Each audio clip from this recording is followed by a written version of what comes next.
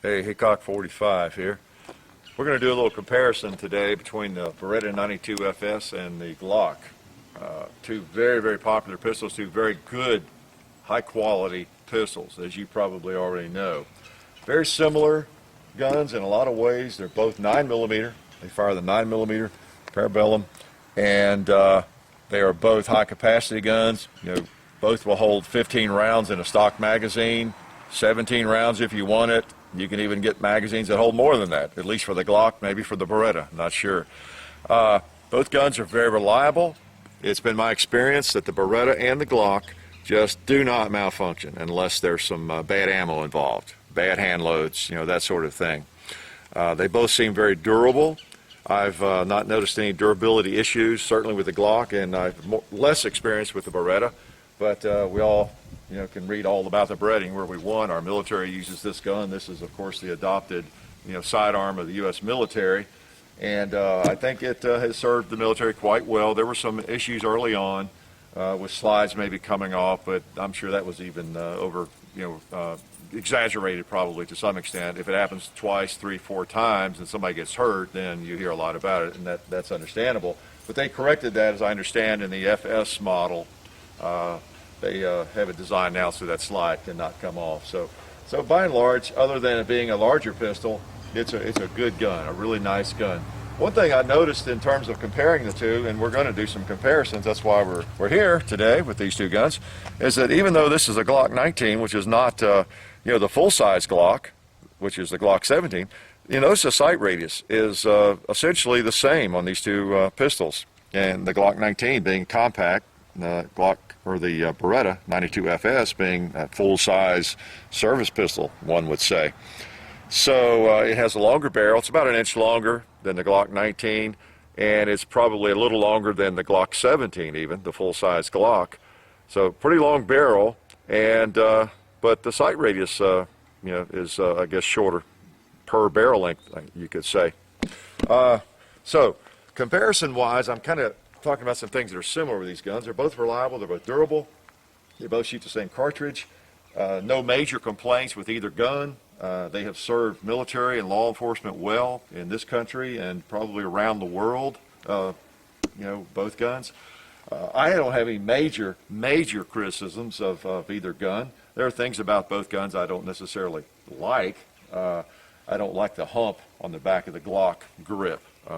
That's one reason I prefer the subcompacts and the compact Glocks, because the hump hits my hand at a different place. So if I were designing the Glock grip of the future, I would be taking whatever, some kind of dremel tool or something to that and just taking that totally off.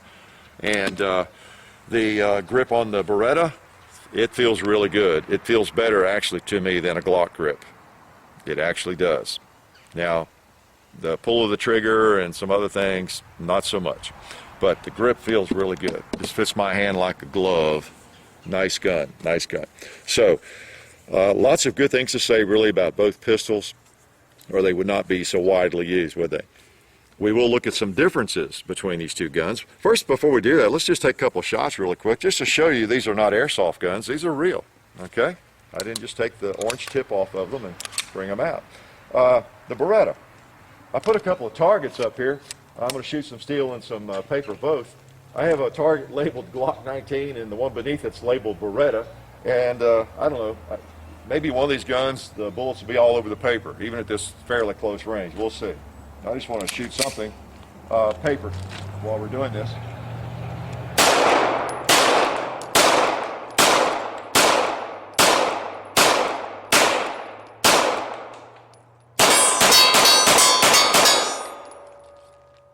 Take another mag.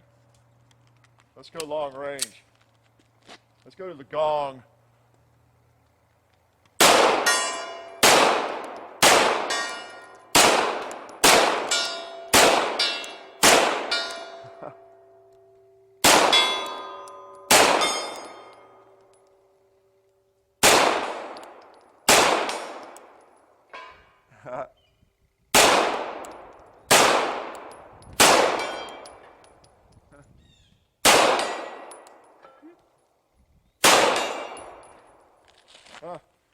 So we killed a few animals there, and you know, a little steel, a little paper.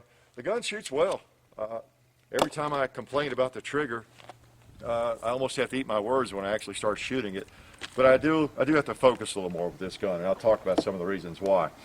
Glock 19, I'm not going to wear out my Glock 19 today because I have shot it so much. You've seen it shoot. Let's put some on paper first.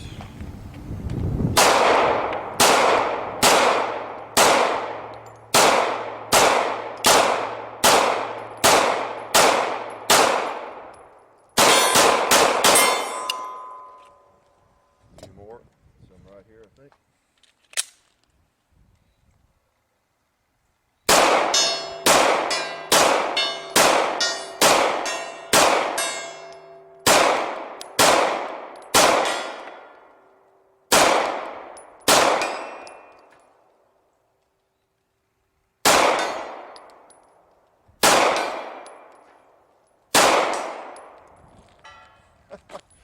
Killed a few animals with that too. What can I say? Both guns shoot well. Let's talk about the differences now between these two guns that I have noticed. I'm giving you my shooting impressions here. I didn't go read 14 articles on these guns. I can't tell you how many ounces this gun weighs with a magazine, without a magazine, with bullets, without. I just know this gun is a little heavier than a Glock. It's not substantial. It's not incredibly heavy. It's just heavier than the Glock, even the Glock 17. This is a Glock 19. I don't have a Glock 17. I just don't really have a use for it. The 19 fits me so well. But it's a little heavier than the Glock. It does have an alloy frame, of course. Keeps the weight down. Probably not as much as a polymer frame does for the Glock. So weight-wise, they are, there is a difference. Size-wise, that's where you get into the big difference. The grip is really quite large on the Beretta. It feels good to my hand, however. The slide is very thick. I've put the calipers on that, and it is wider, much wider than the Glock 19 or Glock 40. It's even a little wider than a Glock 45, Glock 20 or a Glock 21. Not a lot, but it is actually thicker than those big Glocks. All right, but it's considerably thicker than the 19 or the 40, which makes it a little more difficult to carry, say, in an inside the waistband holster for concealment. Probably not a lot of Americans in states where carry is permitted carry this inside the waistband. Some probably carry it, but not as many inside the waistband in a deep concealment holster as you would the Glock 19, for example. I've got a Galco Royal Guard inside the waistband holster there, and it rides nicely right there, whereas this Beretta would be a very large gun. To have there, it's not going to fit in that holster, but it's just a big gun. It's just a really big gun. Generally, this gun is carried outside the waistband. It's carried in a uniform holster, law enforcement or military, for the most part. Not exclusively. You've seen a lot of cop shows, where they're carrying this in a shoulder holster or under their jacket or whatever. But it is a really large gun. That is the big difference between this gun and the Glock, the most noticeable difference to me, and I think to anybody. So if you're looking for a gun, the whole self-defense gun, you haven't decided yet, you've not been into any situations where you could test them at a rental range, you've never even held a Beretta, try to do that, of course, but you will find this is a large gun. Let's look at the comparison in size here again. So now this is a Glock 19, and again, in a lot of ways, it's better to compare it with a Glock 19 probably than a Glock 17 if you're looking for a handgun. You're looking for a pistol. I think you ought to be looking for a Glock 19 instead of a Glock 17, so I'm going to quit talking about the Glock 17. The Beretta is bigger, it's heavier, it's just larger in so many ways. Okay, big old gun, big old thick gun. The general consensus, I think, among most shooters, people kind of in the know, that wouldn't include me, of course, would it? But most people will say that it's an awfully large gun for the caliber. For a 9mm, it is a very big gun. This is, ought to be a 45 ACP or something. Okay, big old gun, big old gun. That's one of the biggest differences. The barrel. One difference is that, of course, it's longer, and it also has a traditional rifling, so you can shoot cast bullets in that. As far as I know, it's got the traditional rifling. It's not, the Glock does have the unusual rifling, where you're not supposed to shoot cast bullets in it, lead bullets.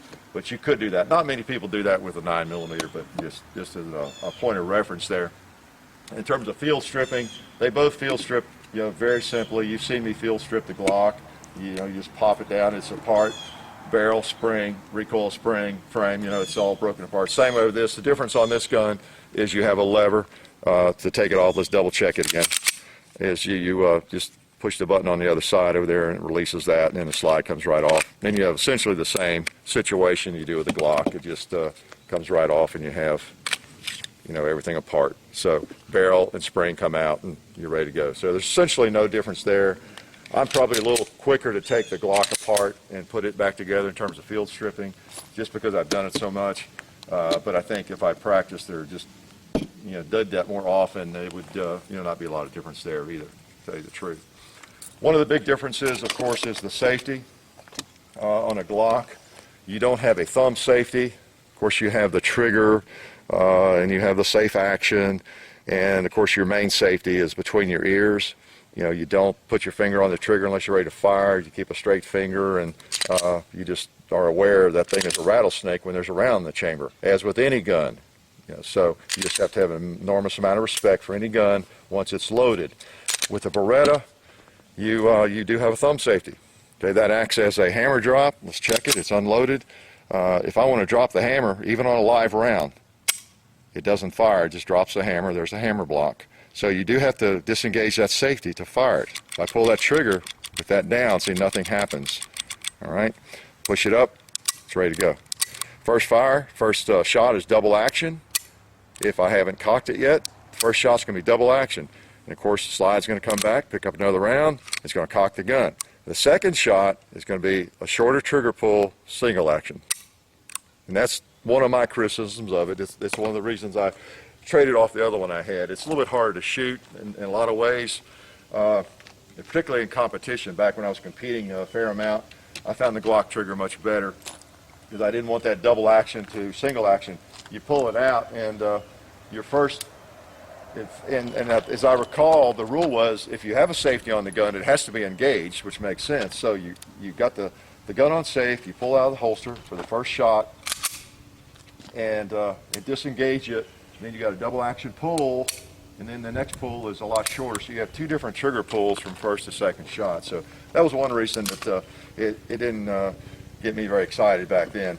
But it is a neat gun. It is our military sidearm, and it shoots well. I can badmouth it all I want, but actually, in terms of just shooting it there, it looks like even on the paper, and of course this isn't very scientific. I'm just out here fooling around and plinking. But it looked like I shot it about as well, and even across the hill. Not a lot of difference that I could tell. I might look at the video and see a difference, but I wasn't really going for a great marksmanship feat here or anything. They both shoot well. Both are good guns. There are differences. You do, of course, also, one of the other differences is you have a regular hammer, and firing pin configuration more or less on the Beretta. You got an internal striker on the Glock. Both good guns. I would recommend both. If the size on the Beretta doesn't bother you and it feels good and it meets your purpose, nothing wrong with it. It does just fine. Let me take a couple more shots real quick, but let's not put a Glock magazine in it. I don't think that would work too well.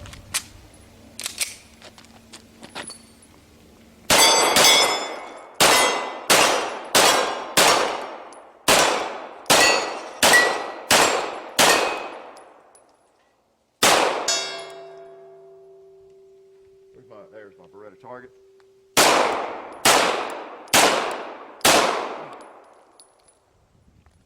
Let's shoot the Glock once more.